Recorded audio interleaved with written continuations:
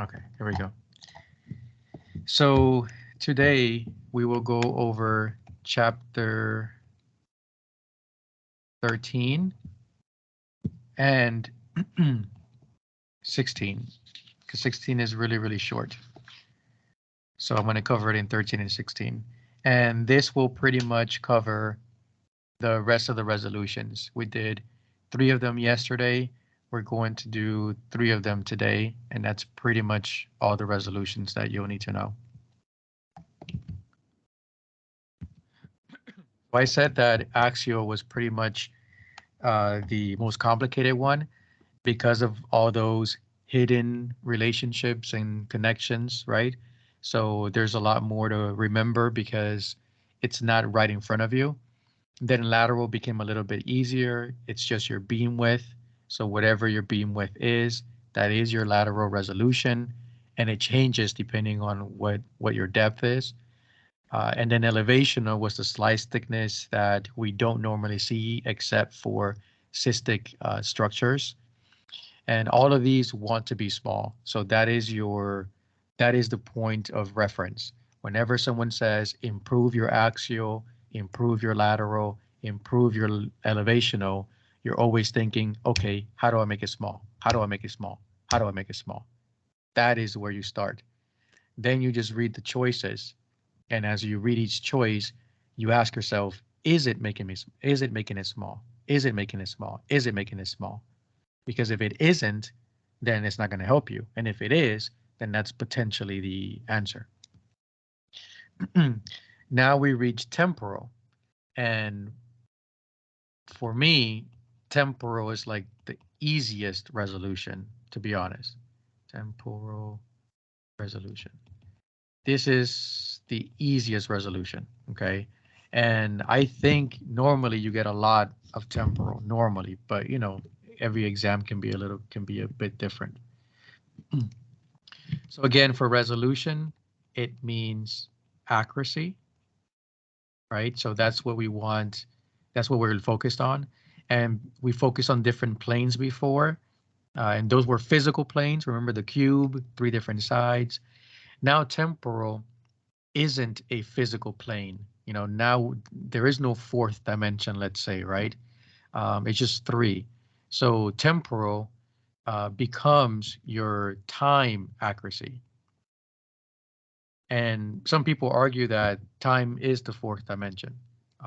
So when you have 3D imaging, right? You have 3D imaging where you see a baby in 3D, but then you have 4D imaging. And 4D imaging is simply 3D imaging live. That's what they call 4D imaging. So it's just your 3D image instead of it being a picture. It's your 3D image, but you're watching it live. So they call that 4D. So your temporal means time. Okay, that is your time. So you're looking at your time resolution, your time accuracy. And another term to throw in here is frame rate. Now, frame rate and temporal resolution are quote unquote different things. Okay. One is how many images you're producing. So frame rate is the number of images that you're creating. And temporal resolution is just the accuracy over time. And pretty much I like to say, is your image lagging or not? You know, I'm a late 80s baby. So I grew up when the internet was first being invented, right? Like in my time, even though the 80s feels like it's far away, but for some of us, it doesn't feel like it's far away. So when the internet was first invented and you had like your home phone and your internet connected through the same line, and someone calls you, you would get disconnected from the internet, and you'll notice that it always starts lagging first, and then it gets disconnected. So this lagging, if you were to have lagging, that would be poor temporal resolution. If you see a very smooth, non-lagging image, that would be high temporal resolution or good temporal resolution. So normally, you want to see things moving. You want to be able to keep up with things. If you're scanning OB, you want to see that baby moving around. especially when you're doing a biophysical assessment. I believe you have to find flexion and what's the other one? Flexion and extension. There you go. Flexion and extension, I believe, on top of breathing and heart rate and stuff. So if your image is only updating, every 5 seconds, let's say, the baby may have done a movement, but it may have been in that gap, that window that your image wasn't updating, right? So the baby may have done a movement, but you missed it. So when your image updated again, the movement has already stopped. So you want good temporal resolution in that case because you want to be able to keep the movie going without skipping anything. You want to keep the movie going and going and going. So where is temporal resolution and frame rate important? They're important when you're trying to keep up with physical movement. So this is for your 2D image. This isn't necessarily for your color Doppler or your pulse wave. This is for your 2D image, okay?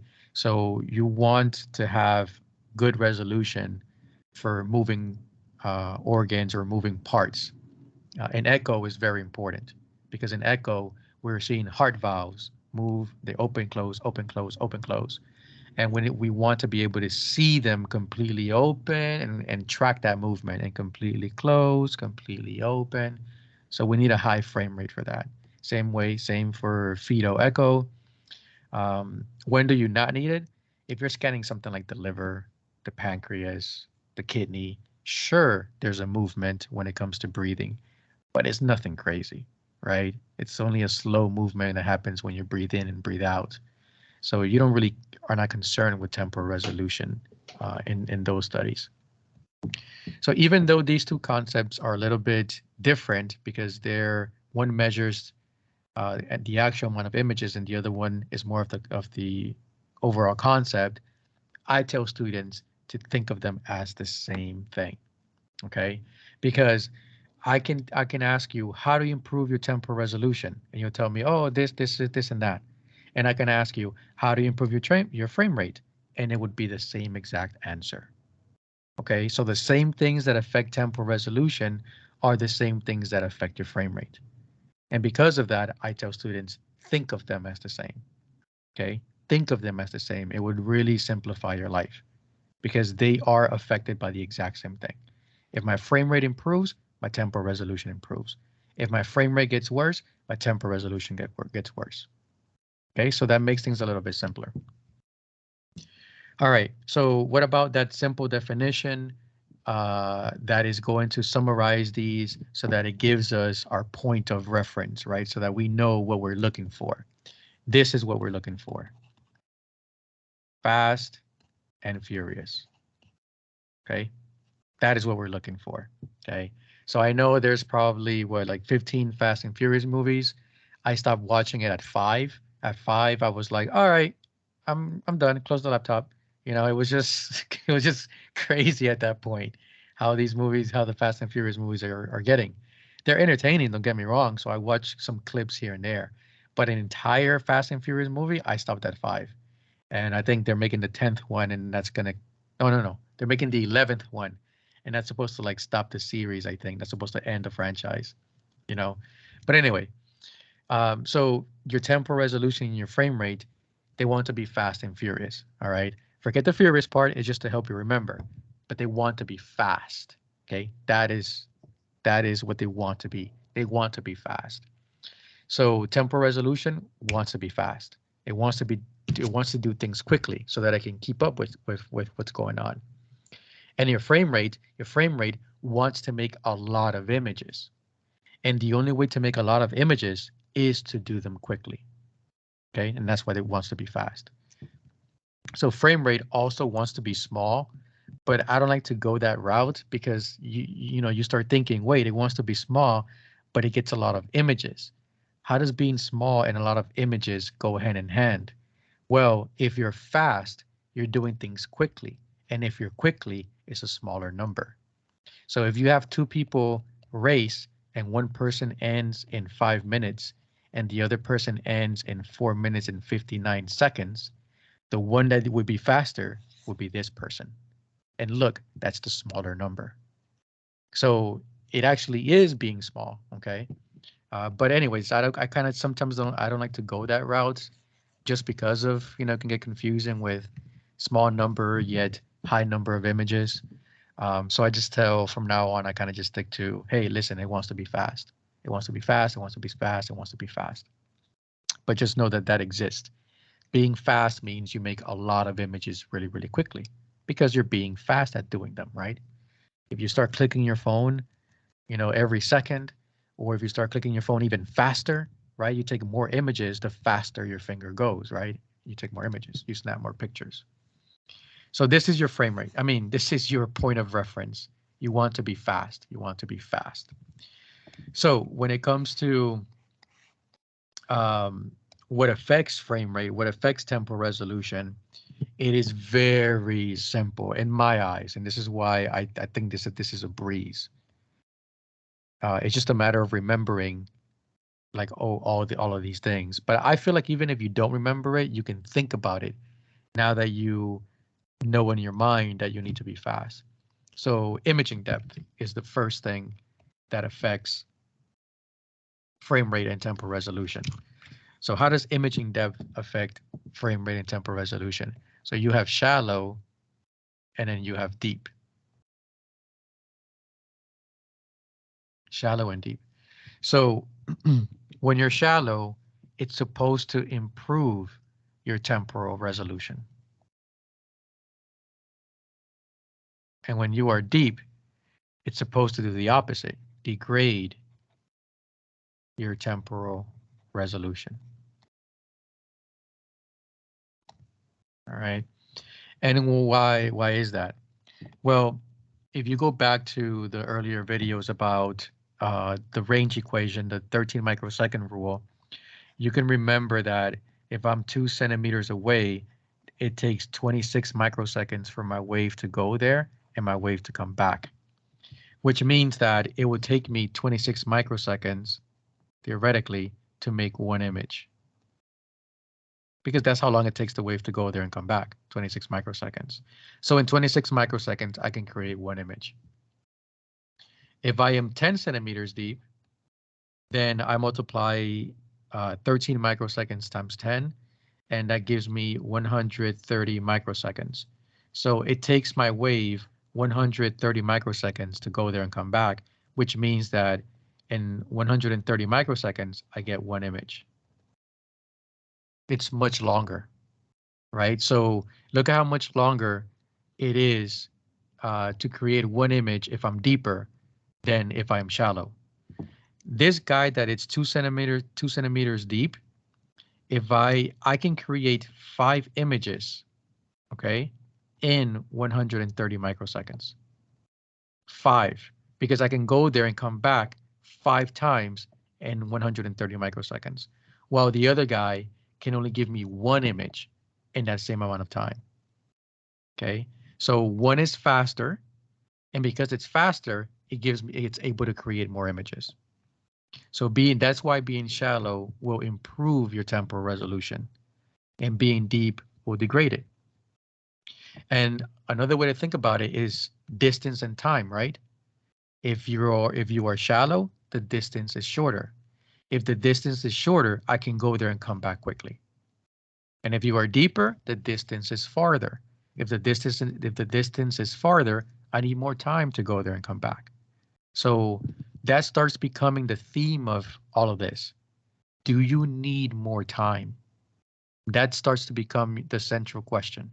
Can you do it fast or quickly, or do you need more time, which means it's going to slow you down? Okay, so anytime something slows you down, you say, no, I want to be fast. If you're going to slow me down, that is worse for my temporal resolution. Okay, so you're going to start hearing that phrase, it needs more time, or it does it quickly. Okay, and then you take that and you compare it to your point of reference, which is, I want to be fast, I want to be fast, I want to be fast. So does imaging depth make sense to everyone?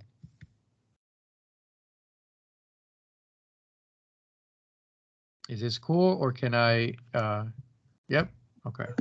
I think it looks good. It's just based on, I mean, I feel like if I think about it in the seconds The and microseconds? yeah, like that Okay. makes sense. Like you're there and back quick. Right. Yeah. Okay, So that's good. good. Mhm. All right, so moving on. So imaging depth is the first one, and that's it. That's imaging depth. The second one is number of poses. And this can be broken down into um, three different factors, I guess. So number of focal points or foci, which is plural for focus. The second one is sector size. And then the third one is line density.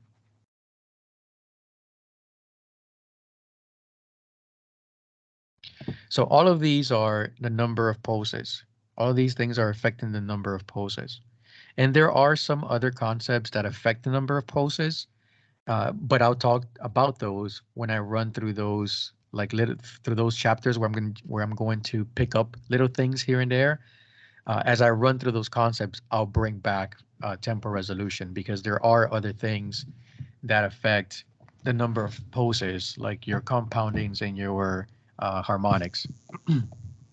All right, so the first one is number of focal points. So you can have an image with one focal point, or you can have an image with two focal points, or three or four. You can put as many as your machine allows. All right, sorry, here like a little sound.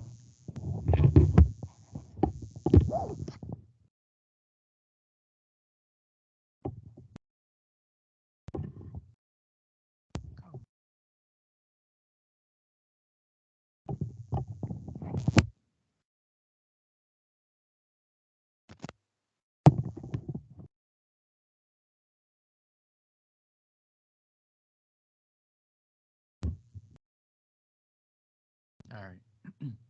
So one focal point versus two focal points, which would be a foci, two foci. Um, for this, you have to remember the beam shape. So that hourglass, and remember that the hourglass only focuses once. So if I have one focal point, then I can send out one beam, and that satisfies my rule of having one focal point. So one beam goes out and it creates an image, and I'm done. Okay, one beam goes out, I create an image, and I'm done. If I have two focal points, two foci, remember that one beam is not going to do this. It is not going to focus twice. A beam can only focus once. So what ends up happening is I have to send out one beam first so that it can focus on my first focal point. Once that one beam comes back, then I can send out my second beam to focus on my second focal point. And then once that one comes back, I get my image. So notice how much longer the process is. For the one focal point, it goes out, it comes back, I get my image. For the one with two focal points, the first one goes out, it comes back. The second one goes out, it comes back, and then I get my image. So this one requires more time.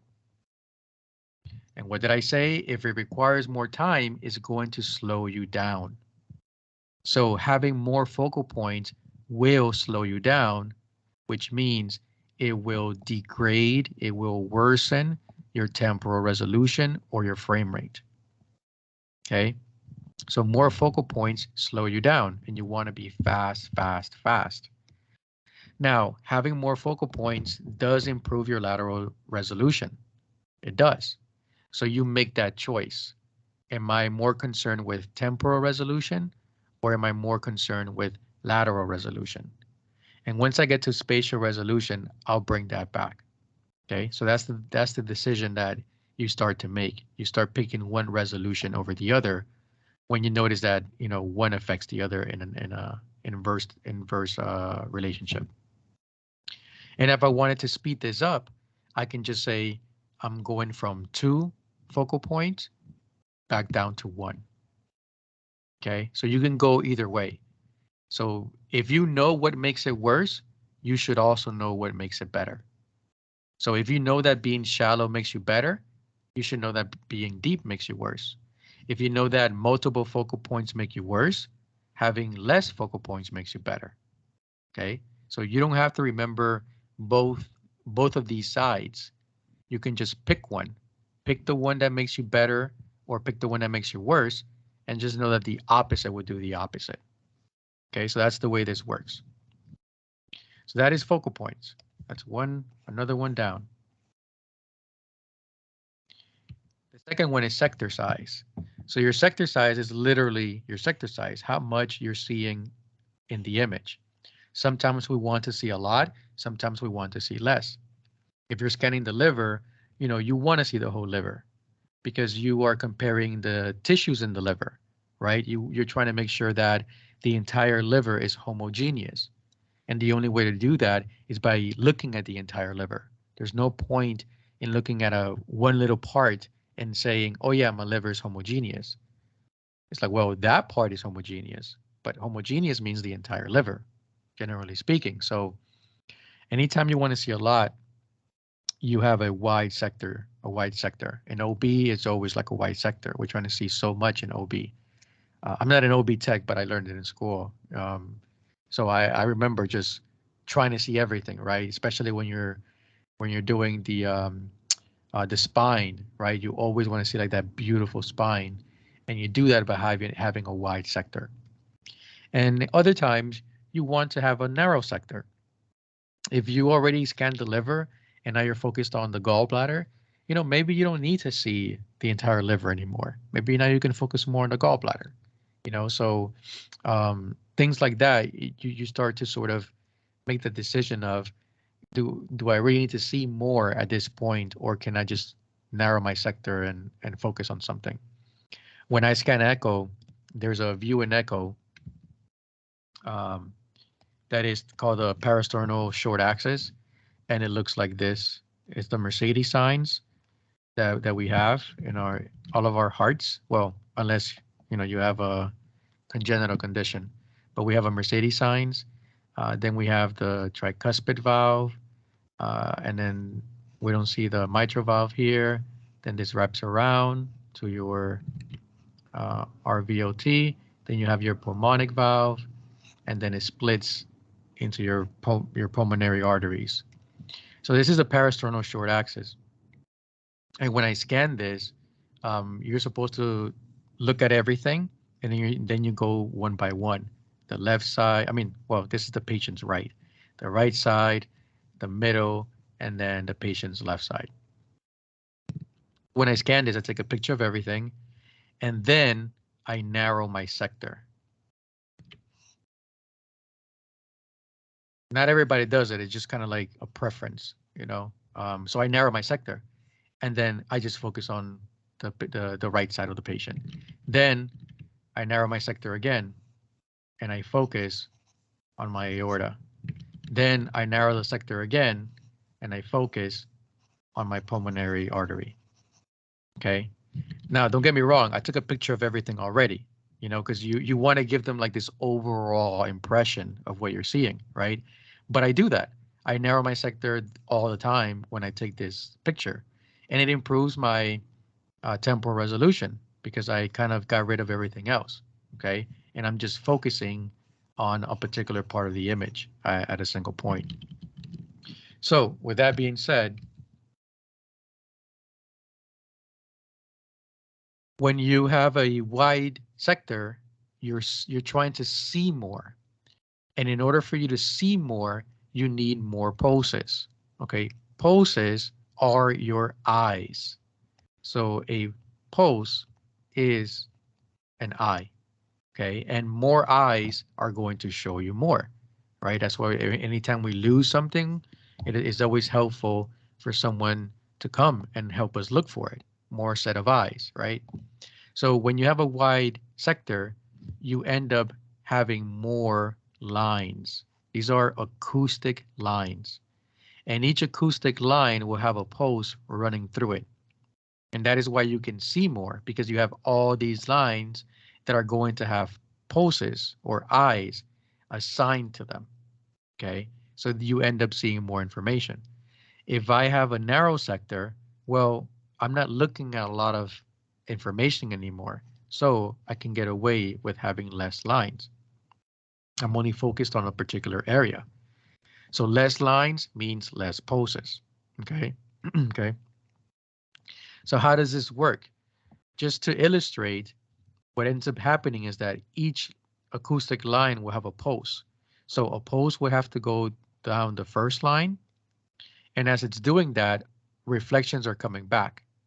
Then another pulse has to go down the second line. And as it's doing that, all the reflections come back. Then on the third line, all the reflections come back. Then on the fourth line, all the reflections come back. And once that cycle completes, then you get your image. You don't get pieces of your image. You know, anytime you see your image is in its entirety. So all of these acoustic lines have to fulfill their purpose per se. And then once that happens, then you get your image. Let's go over to the narrow sector. I only have 2 acoustic lines. So I send out a pulse through my first line. All my reflections come back. Then I send out a pulse through my second line. All my reflections come back. And then I get my image. Look how much faster this was.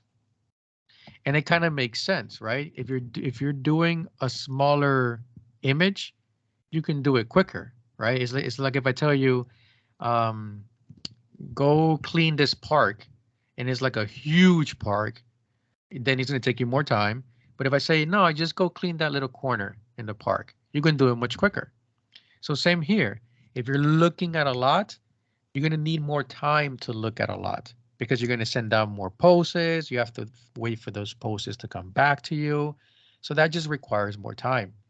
But if now you're going to focus on just the gallbladder, then you can do that much quicker. You can send out the pulses, they can come back. You can send out some more pulses, they can come back, send out more pulses, and you're doing that much quicker because you're only focused on a smaller area. So if you are narrow, it improves your frame rate or your temporal resolution. I'm just going to, I'll flip-flop between these two. So if you're narrow, you do it faster. And faster is what we're looking for, fast and furious. So it's going to improve your frame rate, improve your temporal resolution. And if you are wide, well, that's going to slow you down.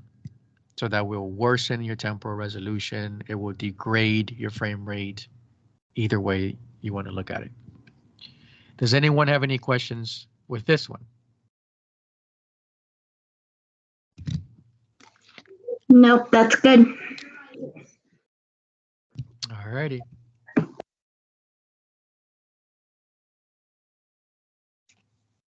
Line density. So with line density, we're actually going to keep our sector size the same. What we're going to do now is change how many lines are inside that sector size.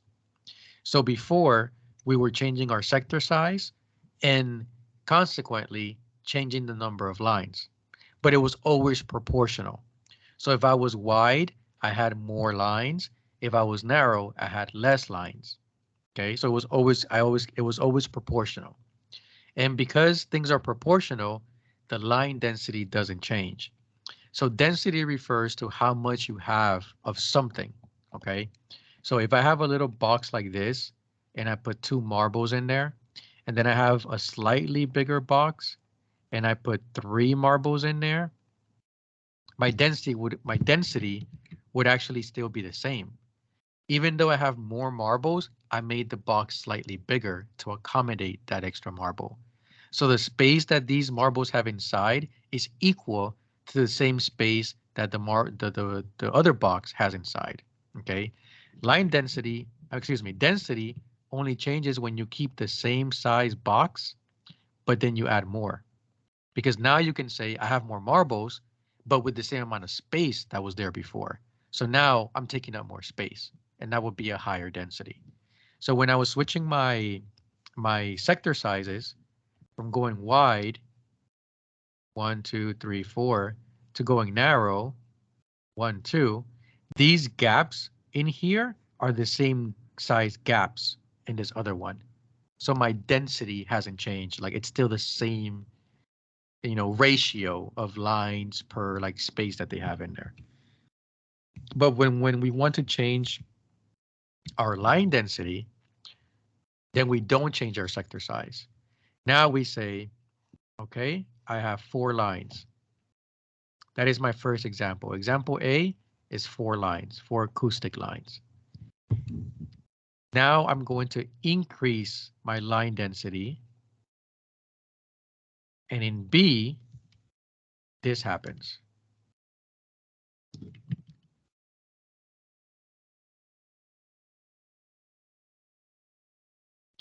So notice that my gaps are now much smaller. I'm taking up more space. So now I have to count all the lines. 1, 2, 3, 4, 5, 6, 7, 8, 9. Now I have 9 lines. In the same amount of space, but now I have 9 lines. Look how much more crowded it looks, right? That's more density when it just looks more crowded. So luckily, it's sort of like the same concept as the sector size. If you have more lines, you need more time because each line, acoustic line, is going to have its own pulse. The pulse has to go there, come back, go there, come back, and you repeat that 9 times for B. But for A, you only have to repeat it 4 times, and then you get your image. So theoretically, in A, you can do that twice because if, 4 times the first round, 4 more times the second round, that would be 8 lines, if you're counting just lines. 4 times the first round plus another 4 times the second round is 8 lines, which means you created 2 images. The first image with the 4 lines, and then the second image with again the 4 lines. So in you created 2 images, but in B you're still trying to make the first one, because you need 1 more line to get to 9. So again, more pictures, right? More pictures in A, and because you're doing them faster. So increasing the line density will slow you down. It will require more time because increasing the line density means you're adding more acoustic lines, and each acoustic line needs its own pulse. Okay. And the requirement is this has to be fulfilled. If I put an acoustic line in there, that is going to have a pulse. And now I have to wait for that pulse to come back. Okay. So more lines, more time. Less lines, less time. And then you ask yourself, do I want to be fast or do I want to be slow? You want to be fast, which means things need to get done in less time. That's what being quick is, doing it in less time. Any questions here?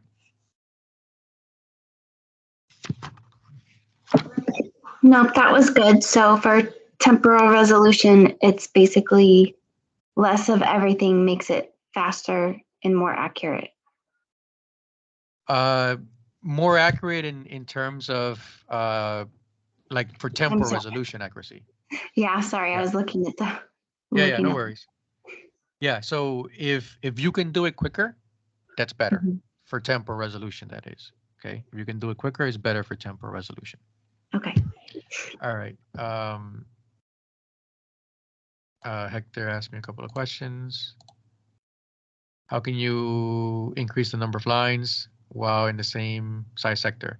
Yeah, so I'm not sure which machines still have that, and I'm not sure if that's the same name that they keep it.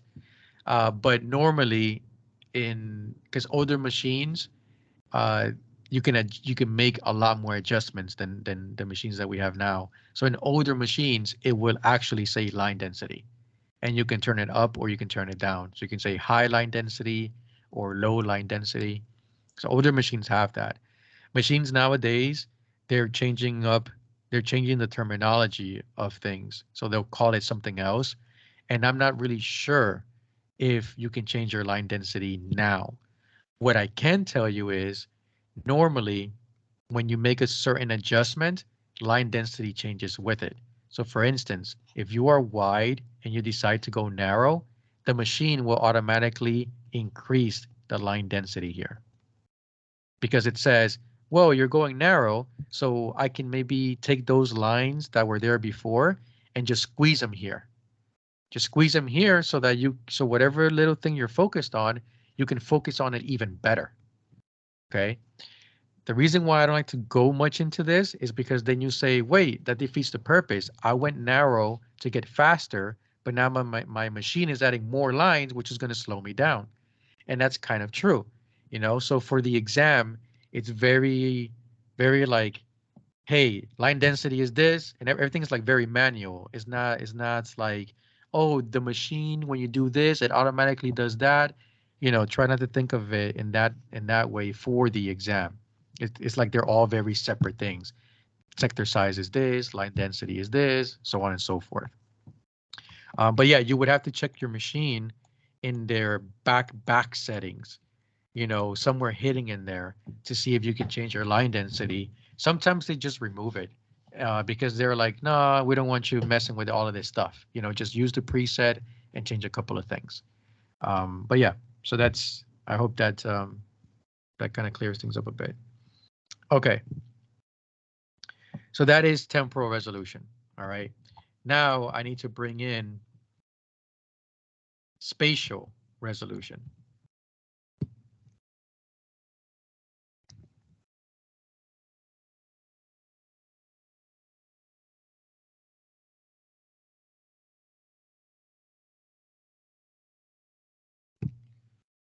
So spatial resolution, again, accuracy. But the word spatial is your overall image detail.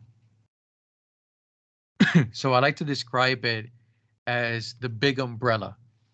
Like spatial is your big umbrella. It's everything that just makes your image a bit more detailed. With that being said, there are three things that directly affect your spatial resolution. Pixel density, right zoom. Well, actually, it's made by right zoom.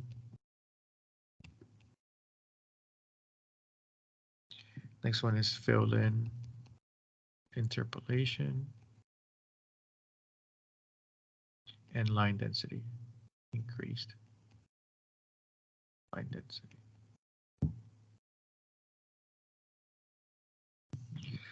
Okay. So the book speaks about three specific things that are tied to spatial resolution. And again, this is your overall image, like how detailed is your overall image. So pixel density is the first one. Pixel density is when you get more pixels in your image, okay? That's pretty much what it is. And whenever you buy TVs, you always kind of look for that higher number, 1080, you know, or 2080 times 1080 or some stuff like that. The higher the number, it means the more pixels are there. And the more pixels there are, the better your image quality. Okay, so this is no different. Just to briefly discuss pixels, pixels are little squares. And these squares are all or nothing. So they're not like, oh, half of me is going to be this, half of me is going to be that. They are all in or nothing. So let's pretend that these two boxes are the same size, but one of them is going to have more pixels, more little squares. Okay, so imagine that I'm trying to draw, or I'm trying to show you on your screen a red ball. In this box with the big pixels, my pixels are going to get painted red to try to show you a red ball. Remember, they're all or nothing, right? So I have to color the entire pixel red if it's going to try to give you a red ball. And this is the closest that I can get to being a red ball. And it looks more like a cross, right? Because if I paint this one and this one and this one, then it just looks like a square, right? So this is my best attempt to making it kind of look round. And again, I can't do this. I cannot do this and say, oh, these are going to be half painted. That's not the way it works. It's either all or nothing. So look, if I have big pixels, it's kind of like saying you don't have really good control over the little details. So let's go where my pixel density is higher. And the only reason why my pixel density is higher is because it's the same size of box, but I fit more pixels in there by making them smaller. So I look how many more little boxes I have in there. The only way to do that is by making them smaller. True. But the point is I have more of them. And if I try to do, and if I try to draw a red ball here, then I can do this.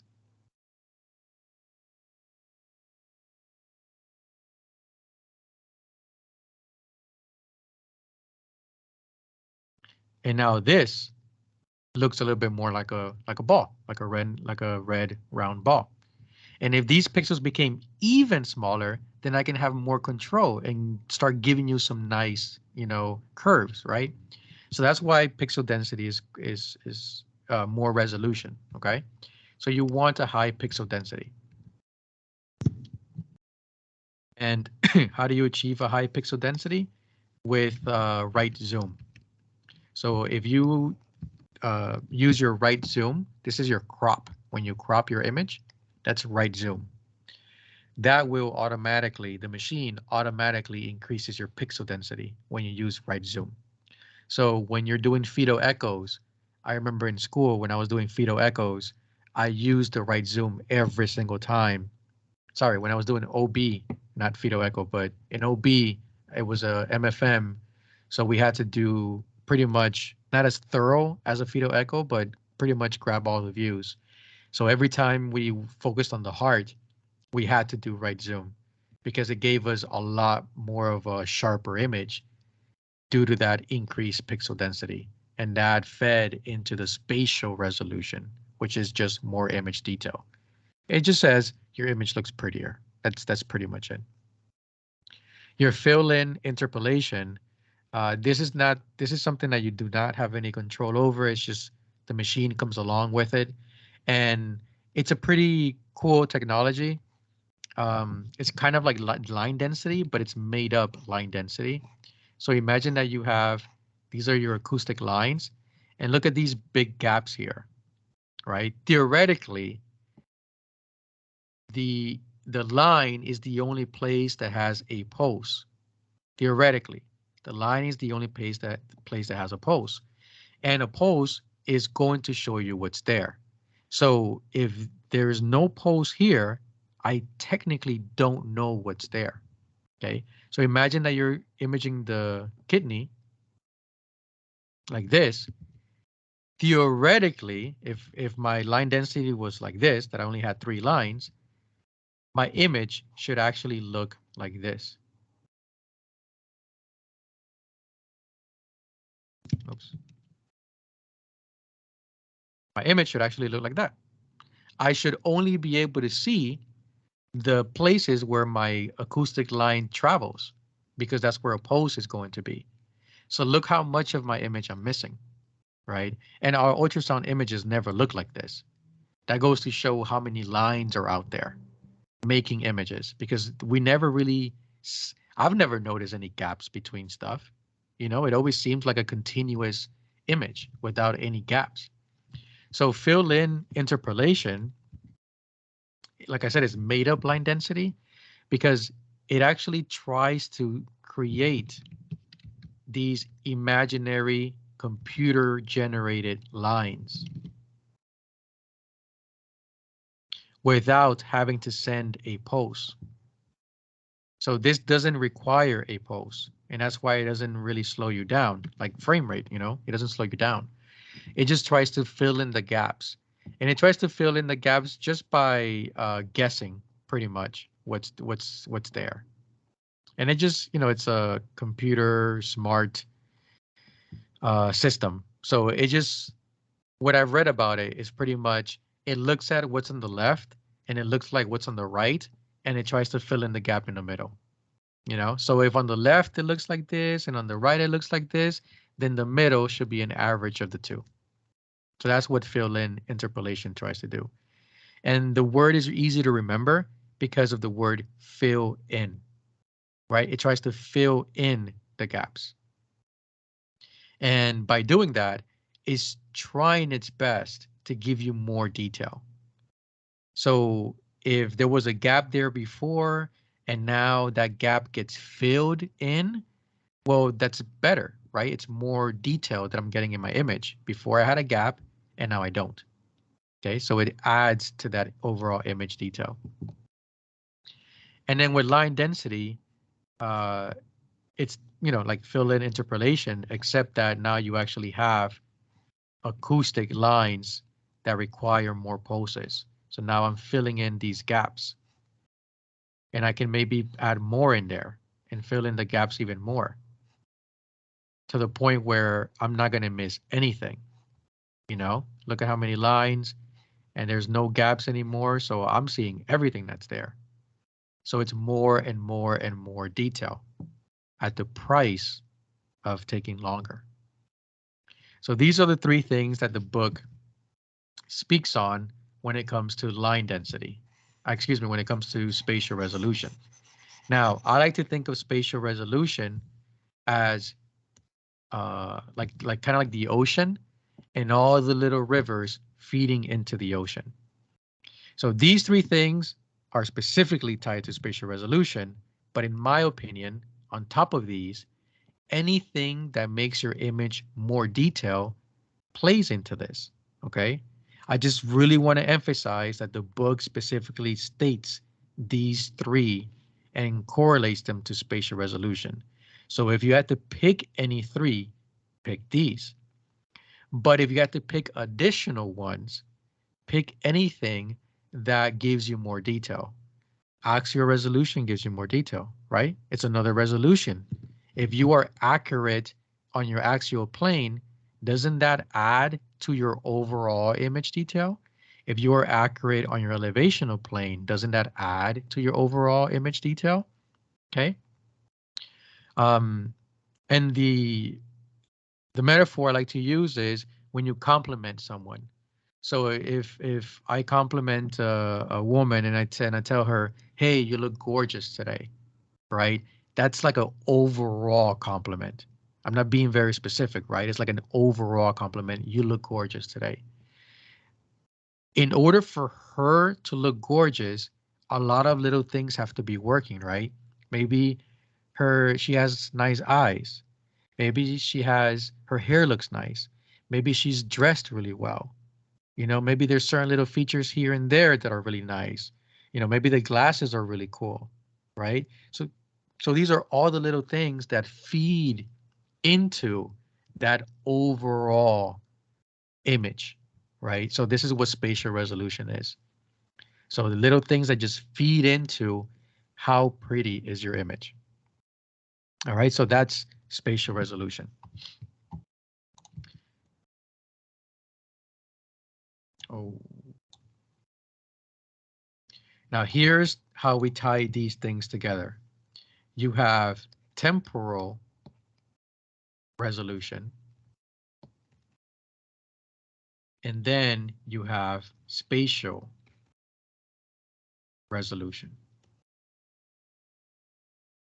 This one wants to be as detailed as possible, or you can say as pretty possible. And this other one wants to be as fast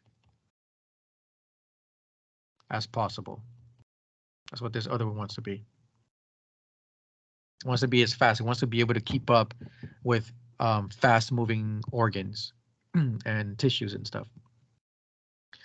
Now, pretty and fast don't go well together. Okay, they don't. I'll share. I think this is the first time I've shared this out loud, but I'll share a funny story. I used to have an ex, and this is, not to insult anyone. All right, this is just a funny story that I used to do, and it might be like a big tip for guys out there. Okay, not that it's a good tip, but but so anyways, I used to have this ex, and she was notorious, just like, stereotyping here, just like most women, right? Not to insult anybody. We're just having fun here. She was notorious for telling me that she was ready when she was not. Okay. Now, here's the insight to a guy's mind. If you tell us you're ready, you're ready. That's it. Okay. Don't tell us you're ready, right? Just don't. Just say, if you're going to tell us, hey, 20 more minutes, okay, cool. 20 more minutes. And we'll leave in 20 minutes. So she was notorious for telling me, okay, cool, I'm ready. And all a guy has to do is put on some shoes and then he's at the door, right? So that was me. So she's like, okay, I'm ready. Okay, cool. Put on my shoes, go to the door. Not ready. Still looking around, still shoveling through stuff, whatever, whatever. So this is what I started doing. I started turning off the lights. The moment she said she was ready, poof, there goes the switch. I just started turning off the lights. It's like, are you ready? Then you don't need the lights. Let's go. So I started doing that. And I started doing that more and more and more. Till she got the point that it's like, okay, if I'm ready, then we're ready, So anyways, um so pretty and fast don't go hand in hand. And why is that? It's because imagine that you're going out on the dates and you tell your significant other, hey, I have these reservations to this really, really amazing restaurant, like Michelin star. It's gonna be great. I need you to dress like to the T, right? I need you to dress to the T. We doing this power couple. Hashtag power couple. Um, but then you tell your significant other, the reservation is like in 30 minutes, so you have like 15 minutes to get ready. You know, what is the other person going to feel? They're going to feel rushed because, I mean, granted, they are being rushed, right? So they're going to feel rushed. And if you're feeling rushed, you don't feel like you can look your best normally, like, right, like, generally speaking.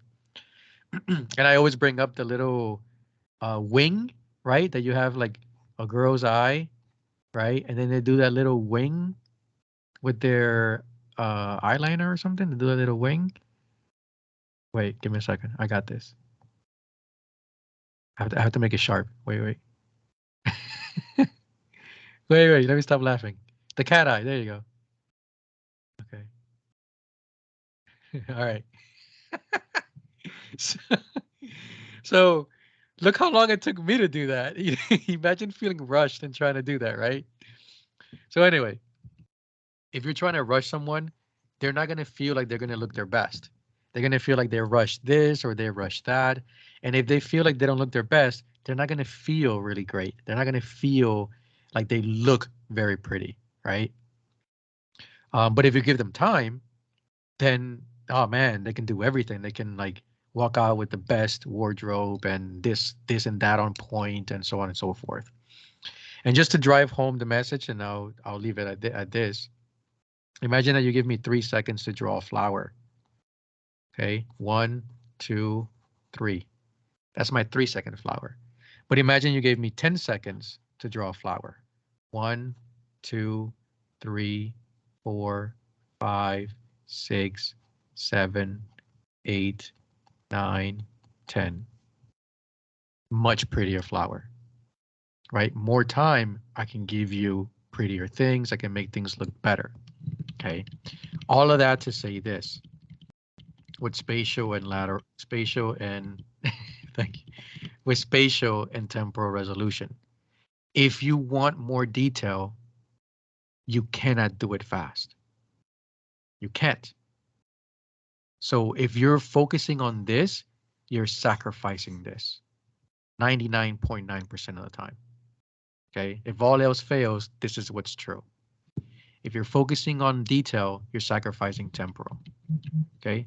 How can I get more detail? Higher line density. Just one example. How can I get more detail? More focal points.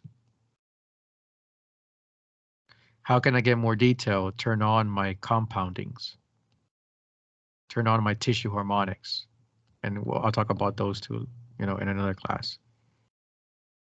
Okay, these things give you more detail, a wider sector, right? You see more. All of these things give you more detail. And every single one of them slows you down. So your temporal resolution worsens. And that's okay. If what you're focused on is spatial resolution, it's okay, right? If you're looking at a mass in the liver and you're focused about temporal resolution, you got your priorities wrong. That mass is not going to be moving all over the place. So you don't need to worry about being able to keep up with it. Instead, you need to be worried about what is in this mass. What's the shape of it, the contour? Is it 1 or 2? Okay, what's the vascularity like? All right, so that's all with detail. So it's okay to sacrifice one or the other, but it is your job to decide when you want to sacrifice one over the other. But these two don't go hand in hand, okay? So anytime you are trying to make your image appear prettier, 99.9% of the time, you're going to be giving up your temporal resolution, and vice versa. If you're focused on your temporal resolution, you're going to be giving up your spatial resolution 99.9% of the time. So this is what I want you to also keep in mind, just in case, this comes up on the exam, just in a different way. Okay. And then the last resolution. The last resolution is your contrast resolution, and that is chapter 16. So for your contrast resolution, it's like a long sequence of things, to be honest. So I'll write them down here. Wide, dynamic, range, more bits, which is more shades. And more shades give you more contrast resolution. And this gives you less contrast image and less compressions. All right, so this is pretty much everything about contrast resolution. And all you have to do is flip it and make it opposite to find out the other one. So instead of wide dynamic range, narrow dynamic range. More bits, less bits. More shades, less shades. More contrast resolution, less contrast resolution. Less contrast image, more contrast image. Less compressions, more compressions. So you just flip everything to find out the opposite. And I'll always repeat this. You don't have to memorize both. You can either pick this sequence or the opposite sequence. It is up to you, okay? Dynamic range has two definitions.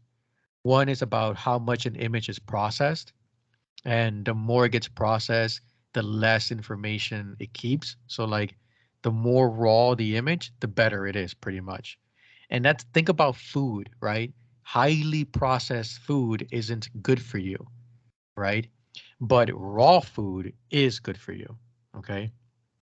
Like if you tell me, hey, pick a pasta, because I'm vegetarian. Yeah, we spoke about this. Pick a pasta or pick a salad, I'll be like, oh man, salad all day, every day, right? But it obviously has to be a good salad, right? It can't just be any little weak salad, you know? But I know that the freshness of a salad completely just will always taste better than the whole process of a pasta, no matter how homemade the pasta is. The freshness of raw salad, there's nothing you can match about it. You cannot match it. So with a dynamic range, that's one definition. How much an image is processed. Okay, so if it's really processed or not. But when it comes to shades of gray, that's the other definition. Okay, so the other definition is with dealing with shades of gray. If you have a wide dynamic range, wide means big. Okay, so it means you have a big dynamic range. Having a big or a wide dynamic range means having more shades of gray. Okay, and that's why I have more shades here. Okay, so that's what that means. Wide means more in terms of shades of gray. This can also be achieved by having more bits. And then for bits, all you have to know is the formula 2n, where n is the number of bits. So what type of question will you be asked for bits? Well, they'll tell you something like, hey, you have 3 bits. How many shades does the machine have? That would be the question. And I'm just picking 3, right? You have 3 bits. How many shades do you have? You take that 3 and you place it where n is. So now my formula is 2 to the third. And then the math is 2 times 2 times 2. I multiply 2 3 times. So 2 times 2 is 4. 4 times 2 is 8. That's how many shades of gray I have. I have 8. So for bits, that's all you need to know. 2 to the power of n, where n is the number of bits. So if you get a question, just replace that number of bits where n is, and you do some simple math. Okay, nothing complicated. In terms of math, nothing complicated. They're not going to give you anything complicated. So the more bits you have, the more shades of gray you get, right? More bits, more shades of gray. So that's why more bits is here. More bits equals as well more shades of gray. So a wide dynamic range, more bits, all of these give you more shades of gray. If you have more shades of gray, they say you have more contrast resolution or a higher contrast resolution. I kind of just wanted to keep the more going, you know, to kind of like create a pattern. So you have a higher contrast resolution. Okay, so what is contrast resolution now? So contrast resolution refers to the accuracy, right? Resolution, the accuracy in your contrast, in the contrast portion of your image, which is the shade part of your image. This is your 2D image. So if I have higher contrast resolution, it means that I'm supposed to see everything as it's supposed to be. So if this is a little bit darker, I have to see it darker. If this is a little bit lighter, I have to see it lighter. That would be accuracy in that contrast plane. So here's my, because you know, I always have to come with the jokes, right? So here's my example for that. Imagine that you have that, and then you have this.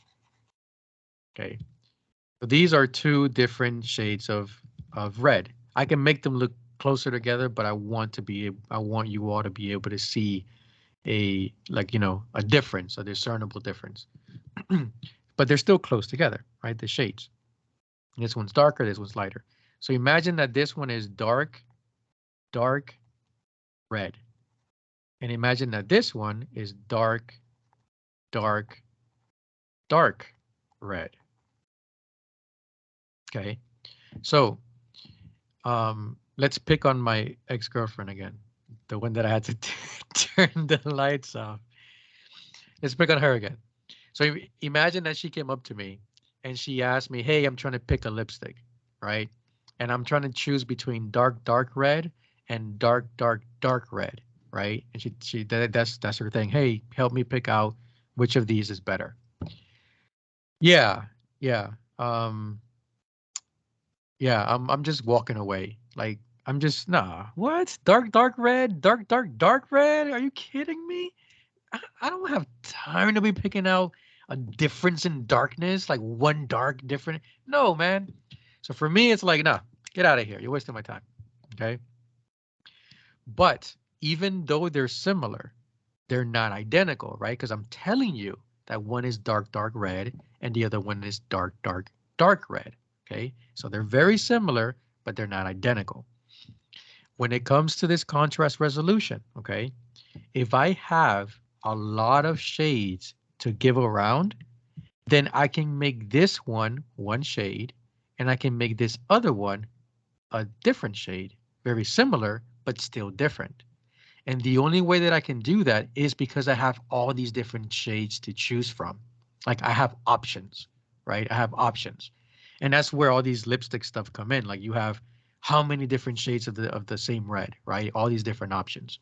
But imagine that only one red color existed. Like that the world was only one red color. Then you wouldn't have options. Everything would just be red.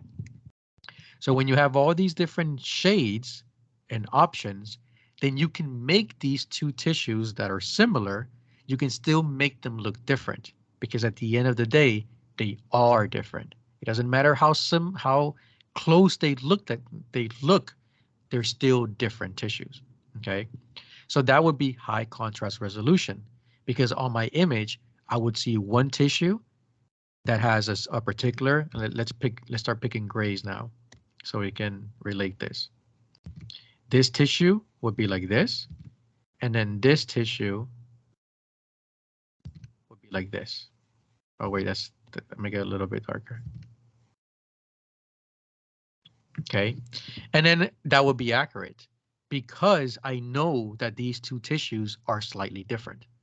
And so that would be high contrast resolution. Contrast because we're talking about shades of gray, and resolution because it's showing me that they're slightly different.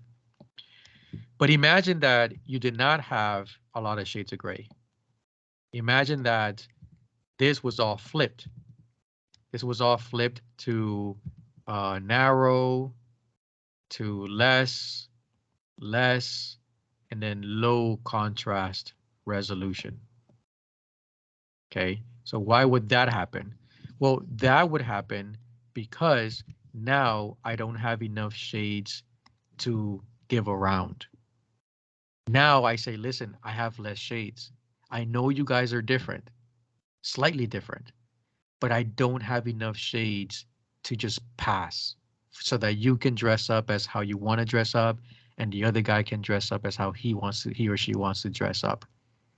So I'm sorry, but I'm going to have to force you guys to share one shade of gray. And the moment I did that, I'm making them look identical. Because if you see this, you'll say, yeah, those two things are identical. If they were different, they would look different, but they look identical. So you assume they're identical. And that is low contrast resolution. Why? Because it is not accurate. I am forcing them to be identical, but they're not identical. So that's why it's low contrast resolution. It is not accurate. Does that make sense?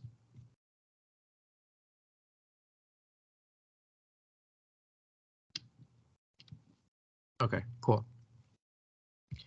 What about the rest? What about the low contrast image and stuff like that? Okay.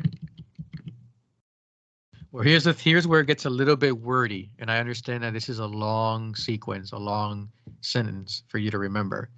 But if you understand piece by piece, you'll be in great shape. You may not be asked a lot of questions about contrast resolution, but I have seen the word dynamic range being tossed around a lot in the exam. Okay, even though they're not asking about it, they'll include it either as a choice or as part of a question, but it's not really the focus of the question, but more as a choice. So if you know that dynamic range deals with the shades of gray and the contrast resolution, then it could be a freebie where you can just eliminate it and not have to think, oh man, is this possible answer? Okay, so it's good to know this.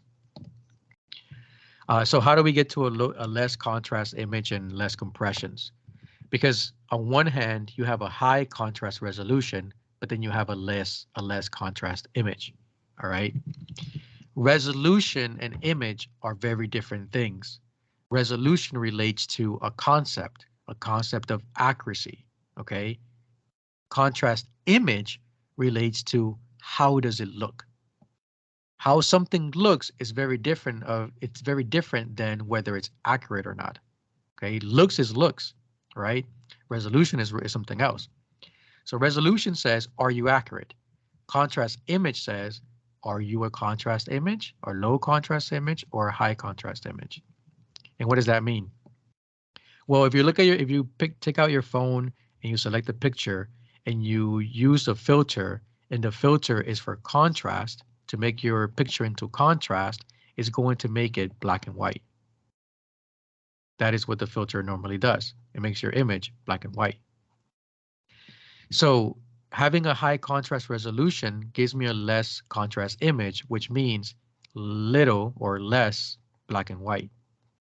Because now I'm focused on how the image looks, right? It's less contrast, so less black and white. And why is it black? Why is it less black and white? Because you have more shades of gray. So it's either one or the other. You cannot tell me you have a very shady image and at the same time tell me that it's very black and white. That it doesn't work that way, right? If it's very shady, then that's the dominant. And then the black and white would just be the accents, right? The little here and there splash of black and white here and there. But the overall image is very shady. Okay. So when you have more shades of gray, you have less black and white. And that's why it's a less contrast image. And then compressions, I also think about the word compression when you try to force something into something else, right? Like compressed air, you like force it in there. So when I think about these shades of gray and I have a bunch of them and everybody gets their shade of gray, you get a shade of gray, you get a shade of gray, everybody gets a shade of gray, right? When I think about that, when I think about that, I think about less compressions because I'm not forcing things to be what they like what I want them to be. So they're less compressed. They're just running free. Okay. So that's how I remember that. At least, and this is just like tips, right? How to remember it. So that's how I remember that less compressions is part of more shades of gray because I'm not forcing them to be this shade or that shade. They can be whatever they want to be. Okay. Can you say just one more time what the compressions is related to again? I know All you of this. said you. Yeah, it's related to shades of gray. To Okay. wide dynamic range, more bits, shades of gray. So if I have less compressions, the reason why I have less compressions is because I have more shades of gray. It means that I am not compressing or forcing things to be what I want them to be. They can be whatever they want to be. It means I have options. So because I'm not compressing them. And having more shades of gray means I have more options. Okay, so I'm not forcing things, compressing things into like, oh no, I know you guys are a little bit different, but no, you have to be this one shade of gray. I'm not doing that. I'm not compressing them into doing that. So it's less of compressions because they're more running freely. Did that help a little bit? Yeah, it's like you're not forcing it. Right, you're not forcing them, so it's less compression. You know, you're imagine you're like taking a bunch of shades of gray and you're like, no, I'm going to force you to go from 10 different shades to only 3. That would be high compressions. But because I have a lot of shades of gray, it's like, okay, you want to be shade number 2, you want to be shade number 5, you want to be Mambo number 5, be whatever you want to be. I'm not going to compress you to be something you're not. Okay, great. Thank you. You're welcome. So that is less compression. And I tried, because there's another word called suppression. Okay, is part of the receiver function. So the way that and that sounds very similar to compression. So I try to remember compression is tied to contrast resolution because they kind of start the same way. COM versus CON. Now, don't get me wrong, it's not identical, but it's the only way that I'm able to remember that compressions belongs to contrast so that you don't get it confused with suppression. Okay, because suppression, if you look at the word suppression, to suppress something, it does kind of feel like you're also forcing something down, which is what compression is doing, you know? So just try to remember compression with contrast. And that's my way of trying to tie those two together.